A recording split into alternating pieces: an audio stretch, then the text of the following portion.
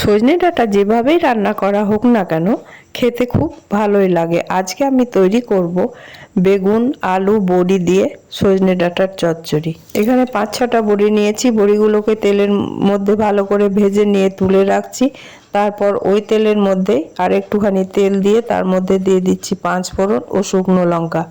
প্রথমে আলুগুলোকে একটু ভালোভাবে ভেজে নেব, তারপরে তার মধ্যে দিয়ে দেব ডাঁটাগুলো দিয়ে তার মধ্যে পরিমাণ মতো নুন এবং হলুদ দিয়ে দেব। তারপরে নাড়াচাড়া করার পর আমি বেগুন কেটে নুন হলুদ মাখিয়ে রেখেছিলাম সেগুলো এর মধ্যে দিয়ে নাড়াচাড়া করব। এবারে নিয়েছি আমি হাফ বাটি সর্ষে পোস্ত কাঁচা লঙ্কা বাটা।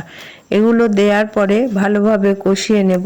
তারপরে দিয়ে দিচ্ছি একটুখানি আখের গুড়, আপনারা চাইলে চিনি দিতে পারেন। এই ডাঁটার তরকারিতে একটু মিষ্টি দিলে টেস্টটা ভালো হয়। এবারে দিয়ে দিচ্ছি পরিমাণ মতো জল দিয়ে একটা ঢাকা দিয়ে দিচ্ছি।